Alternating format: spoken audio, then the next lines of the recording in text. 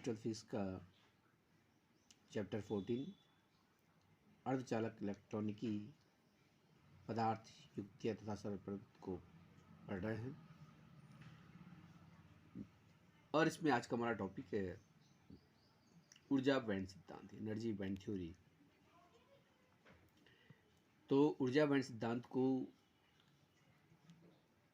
समझने से पहले कुछ बेसिक चीज़ें हैं जिनको हमें यहाँ पर समझना है।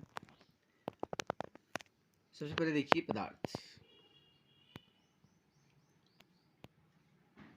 पदार्थ अणुओं से मिलकर बना होता है। अणुओं से मिलकर बनता है या बना होता है। ठीक है, जो अणु है वो परमाणु से मिलकर बना होता है।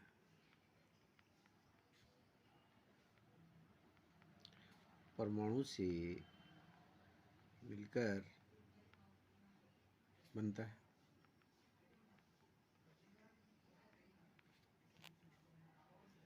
और परमाणु जो होता है आपके पास,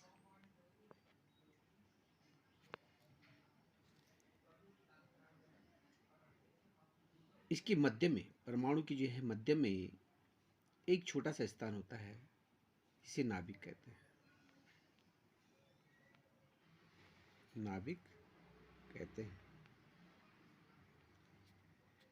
परमाणु के मध्य में एक छोटा सा स्थान होता है जिसे नाभिक कहते हैं। और इस नाभिक पर परमाणु का पूरा धनावेश स्थित होता है या द्रव्यमान स्थित होता है। ठीक है, परमाणु जो होगा इसके बीच में नाभिक होता है और नाभिक के चारों ओर इलेक्ट्रॉन अपने अपनी कक्षाओं में घूमते रहते हैं। तो यहाँ पर हम एक जर्मेनियम परमाणु की बात करते हैं, जर्मेनियम परमाणु लेते हैं। तो देखिए यहाँ पर जो जर्मेनियम परमाणु होता है, जर्मेनियम परमाणु, इसका इलेक्ट्रॉनिक विन्यास ये बनाते हैं। तो ये 1s² 2s², 2p6,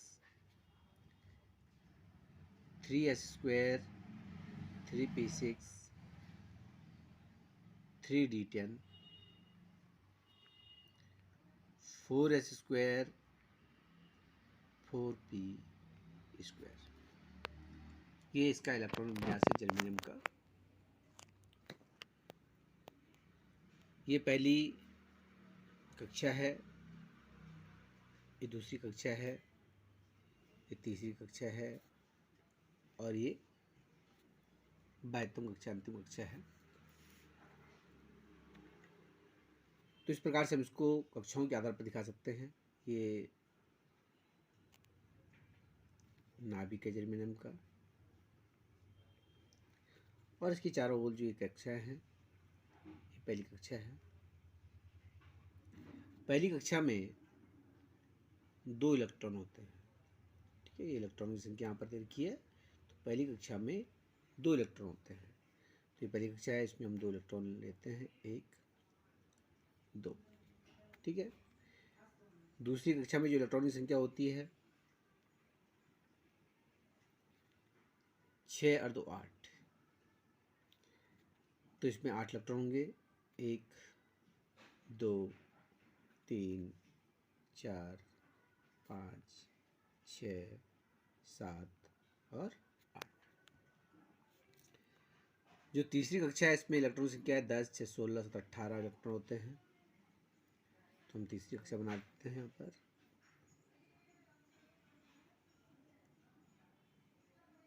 और इसमें इलेक्ट्रॉन दिखाते हैं 18, 1 2 3 4 5 6 7 8 9 10 11, 12, 13, 14, 15, 16, 17, 18। ठीक है। जो अंतिम कक्षा है उसमें 4 इलेक्ट्रॉन हैं, तो हम इस प्रकार से अंतिम कक्षा को दिखाते हैं यहाँ पर।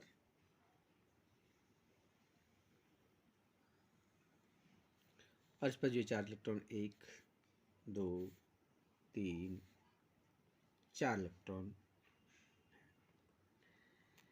तो इस प्रकार से जो यहाँ पर 4 इलेक्ट्रॉन हैं, जो अंतिम कक्षा में 4 इलेक्ट्रॉन हैं, ठीक है, ये जो आपके पास इलेक्ट्रॉन हैं ये नाभिक से बहुत अधिक दूरी पर होते हैं।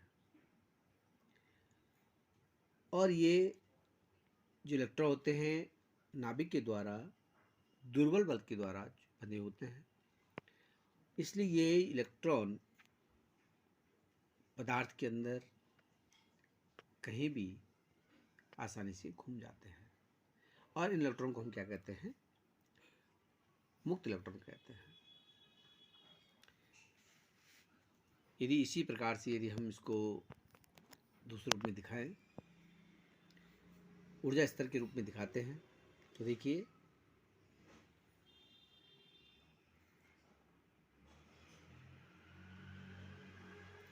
इस प्रकार से ऊर्जा स्तर के रूप में है ये आपके पास ये नाभिक है।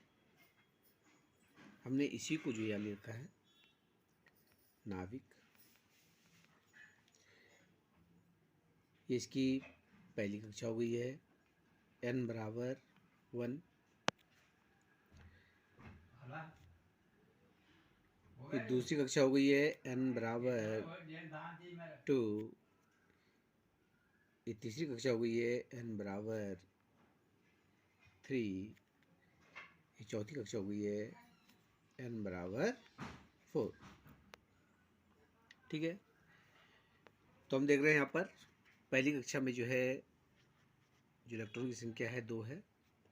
तो पहली कक्षा में जो है इलेक्ट्रॉन की संख्या हो जाएगी 1, 2। और इसमें आपके पास जो उपकोष है वो 1s² है। एक उपकोष है यहाँ पर।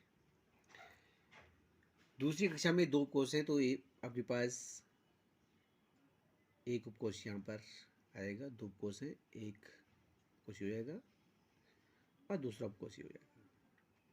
ठीक है। ये वाला आपके पास n/2 पर है। जो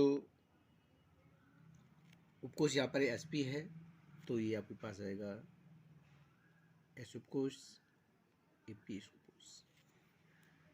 ठीक है, s और p उपकोष हो जाएगा। s उपकोष में जो इलेक्ट्रॉन की संख्या है 2 है, तो इस पर हम 2 इलेक्ट्रॉन ले लेंगे, 1 इलेक्ट्रॉन और 2 इलेक्ट्रॉन। और p उपकोष पर जो 6 इलेक्ट्रॉन है, 6 इलेक्ट्रॉन ले लेंगे, 1, 2, 3, 4, 5, 6। कोष तीसरी कक्षा में चलते हैं। जो कोष है आपके पास तीसरी कक्षा, इस पे आपके पास 3 उपकोष है s p t। तो यहाँ पर जो हम 3 उपकोष बना देंगे s p और ये ऊपर वाला हो जाएगा d। तो हम यहाँ पर देख रहे हैं s उपकोष में 2 इलेक्ट्रॉन हैं, p उपकोष में 6 इलेक्ट्रॉन हैं और d उपकोष में 10 इलेक्ट्रॉन है। तो हम इसको दिखा सकते हैं। s पे 2 इलेक्ट्रॉन, p पर 6 इलेक्ट्रॉन और d पर 10 इलेक्ट्रॉन।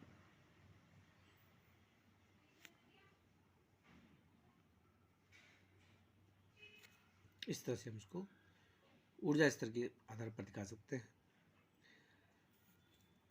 चौथी जो कक्षा है उसमें 2 इलेक्ट्रॉन s में है और 2 इलेक्ट्रॉन p में है।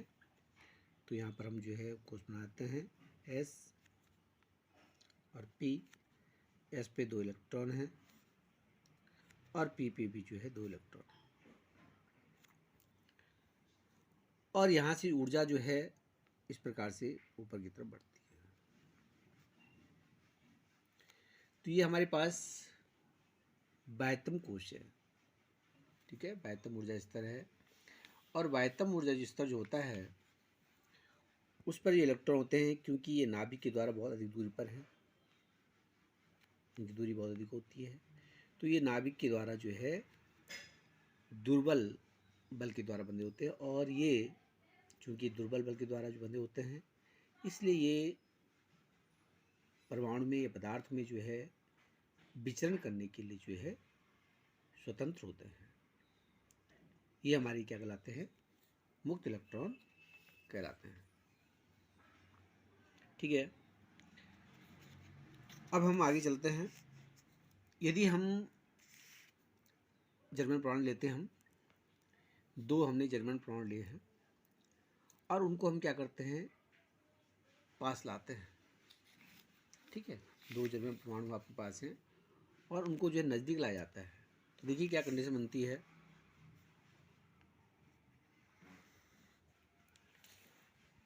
हमारे पास इस प्रकार से एक जर्मेनियम का परमाणु है, दूसरा जर्मेनियम का परमाणु है।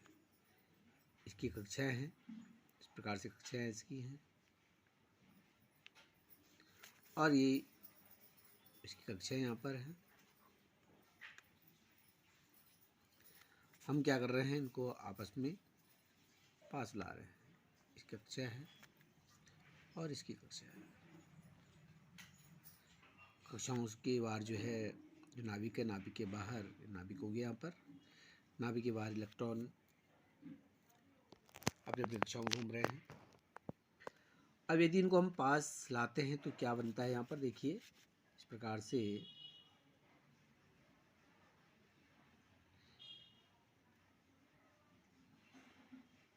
प्रकार से दोनों जो है एक हो जाते हैं,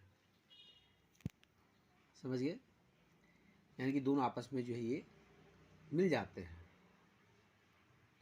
इनमें अति व्यापन हो जाता है, ठीक है। और यदि जब इनको और पास लाया जाता है तो ये जो है 2 खंडों में बन जाता है।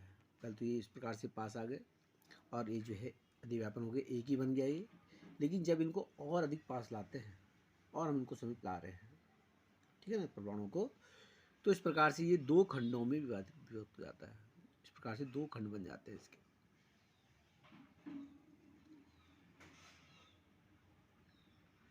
इस प्रकार से 2 खंड में आते हैं। ये अंदर का खंड है और ये बाहर का खंड है, और बीच में जो है इस प्रकार से इसका गैप हो जाता है। एक गैप दिखा रखा है यहाँ पर, ये बीच में गैप हो जाता है, ठीक है। ये वाला हम देख रहे हैं, ये गैप है, ठीक है। और इस प्रकार से एक स्तर नीचे ये हो जाता है। ये 2 जो है खंडों में ये बन जाता है, समझ गए।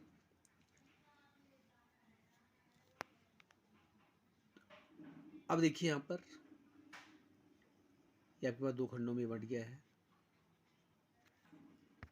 तो इस प्रकार हम ऊर्जा बैंड थ्योरी को इस प्रकार लिखेंगे, जब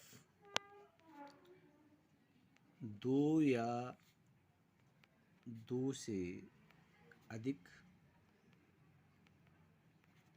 परमाणु को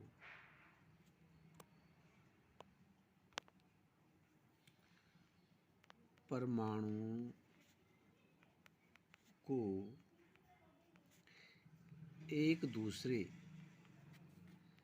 के समीप लाया जाता है तो बाह्यतम स्तर कोश अध्यारोपित हो जाता है, अध्यारोपित हो जाता है।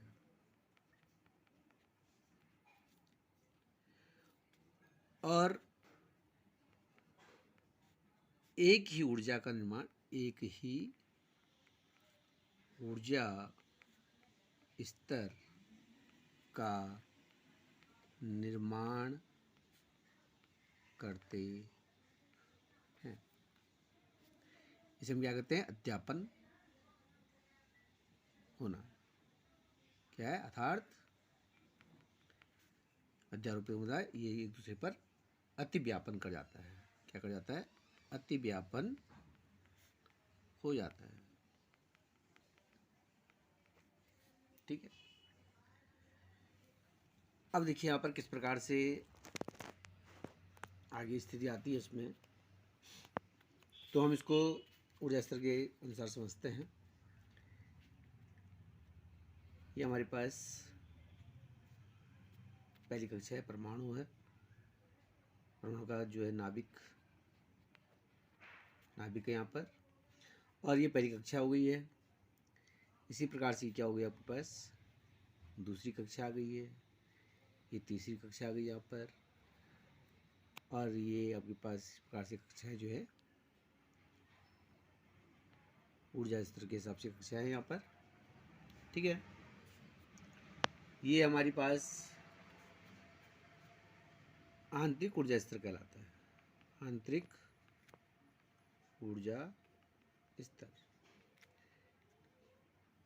n बराबर 1, n बराबर 2, n बराबर 3, ये आपके पास n बराबर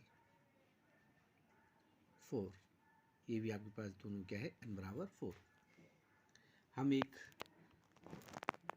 जर्मेनियम परमाणु को ले रहे हैं। ठीक है। अब देखिए n बराबर 4 में, जैसे हमने पीछे पढ़ा है कि 2 इलेक्ट्रॉन आपके पास s कोश में होते हैं और 2 इलेक्ट्रॉन जो है p उपकोश में होते हैं। ठीक है। तो यहाँ पर जो है जैसे बाह्यतम जो कक्षा होती है, बाह्यतम कक्षा के जो इलेक्ट्रॉन होते हैं वो आपस में अध्यारोपित होते हैं, उनमें अतिव्यापन होता है। तो इस प्रकार से यहाँ पर जो है ये फैलते, जब इनको एक दूसरे के समीप लाते हैं हम परमाणुओं को, तो इस प्रकार से फैलते हैं।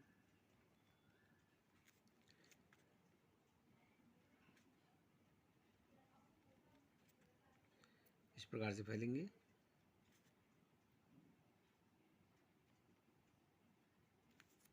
ठीक, इस प्रकार से फैल जाते हैं।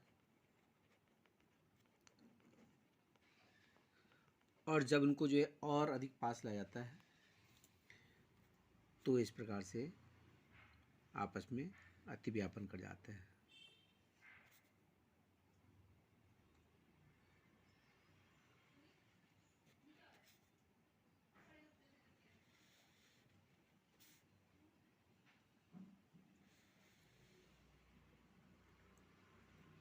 ये आपने यहाँ पे समझना है ध्यान से।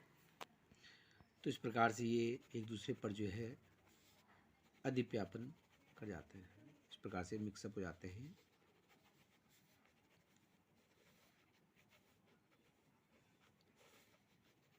ठीक है। और इस प्रकार से यहाँ पर एक 2 ऊर्जा स्तर बनते हैं।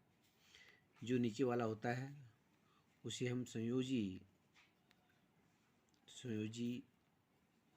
ऊर्जा स्तर कहते हैं, और ऊपर वाला हमारा क्या कहलाता है? चालन ऊर्जा स्तर, या इसको हम चालन बैंड भी कहते हैं।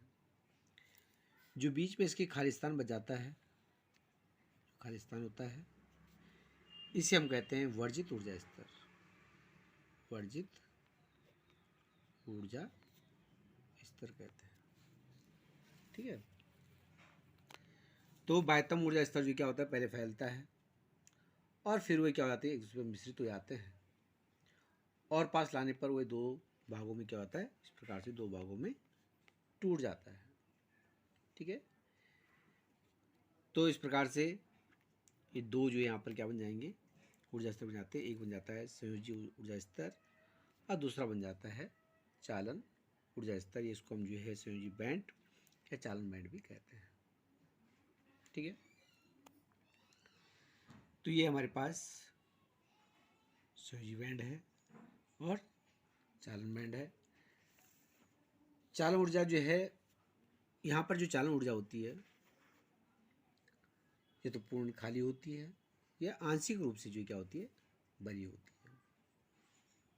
चालन ऊर्जा में जो इलेक्ट्रॉन होते हैं, चालन बैंड में जो इलेक्ट्रॉन होते हैं, या तो ये पूर्ण रूप से खाली होता है या आंशिक रूप से ये भरा होता है। जबकि संयोजी जो बैंड होता है, इसमें जो इलेक्ट्रॉन होते हैं ये तो पूर्ण रूप से भरा होता है या आंशिक रूप से जो है खाली हो सकता है। संयोजी बैंड जो होता है पूर्ण रूप से इलेक्ट्रॉन से भरा होता है या आंशिक रूप से खाली होता है।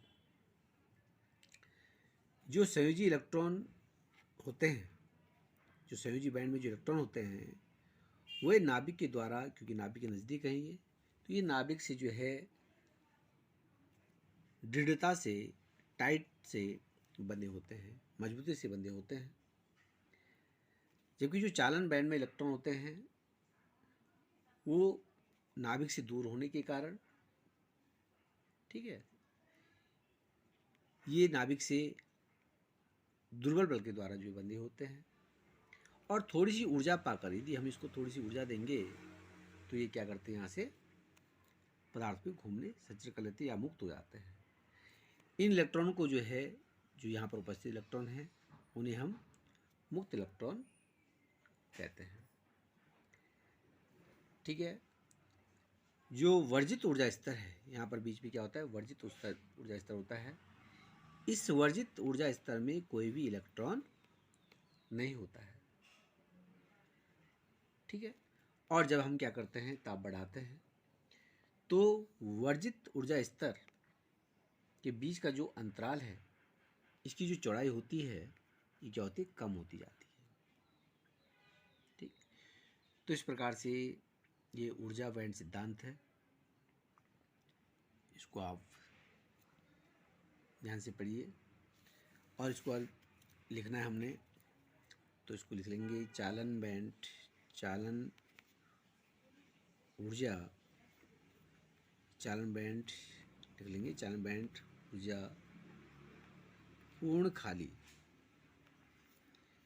या आंशिक रूप से भरा होता है। जबकि संयोजी बैंड या ऊर्जा स्तर पूर्ण रूप से भरा हुआ या आंशिक रूप से खाली होता है, खाली होता है।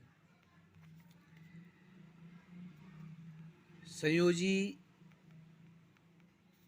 बैंड वाले इलेक्ट्रॉन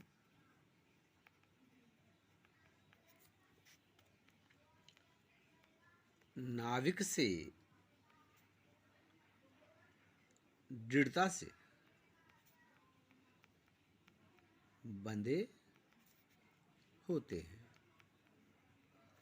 जबकि चालन बैंड में स्थित इलेक्ट्रॉन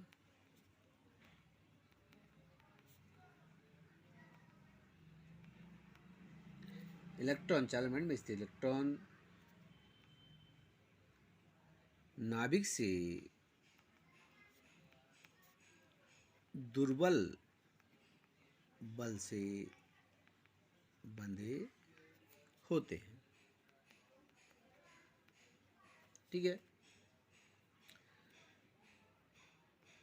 चालन बैंड में स्थित इलेक्ट्रॉन थोड़ी सी ऊर्जा पाकर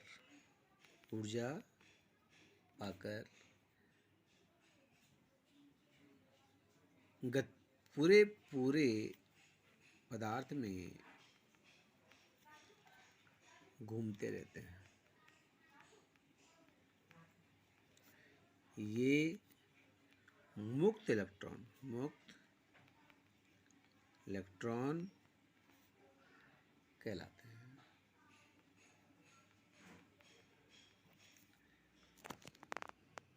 जो वर्जित ऊर्जा स्तर है, वर्जित ऊर्जा स्तर में इलेक्ट्रॉन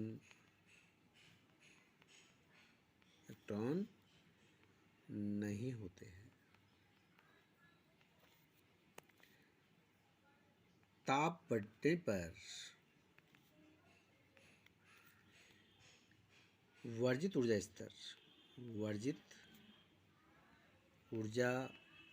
स्तर का अंतराल